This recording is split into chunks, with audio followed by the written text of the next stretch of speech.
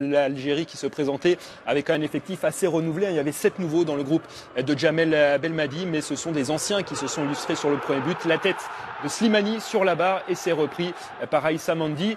On va voir ce but, il est marqué de la poitrine. Exactement.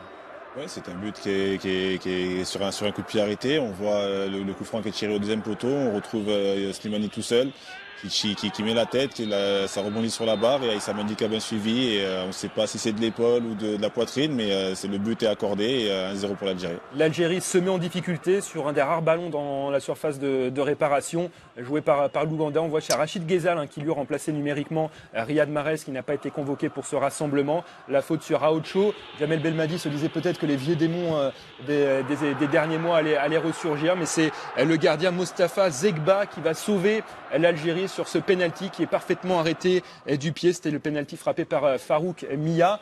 Zegba, il a remplacé dans le but Raïs Mboli qui lui était sur le banc. Ça, c'était un choix de Djamel Belmadi. Et puis ensuite, quand même, l'Algérie a eu les meilleures occasions dans ce match avec ici cette action, cette première grosse occasion pour Youssef Belaïli qui a été omniprésent. Ah oui.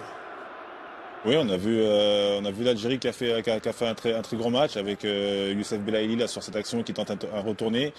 Qui est ressorti par le gardien, mais l'Algérie qui revient bien, qui se remet en confiance et qui remporte ce match. Avec Aïssa Mandi également qui a mis à contribution le portier de l'Ouganda, Lukwago. Il y a eu cette frappe au retour des vestiaires de Benasser.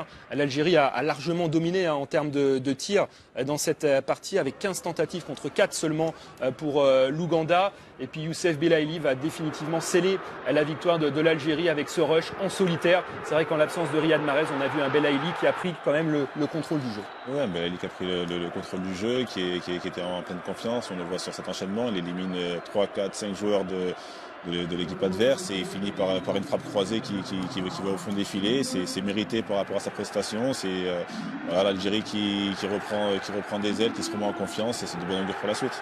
L'Algérie donc qui s'impose à domicile dans son stade du 5 juillet à Alger face à l'Ouganda 2-0, une entame parfaite. C'est vrai qu'il fallait quand même chasser les vieux démons pour Djamel Belmadi qui restait quand même sur des échecs cuisants. Il a été conservé à la tête de cette sélection algérienne et là ça repart quand même sur un point positif à l'issue de ce premier match.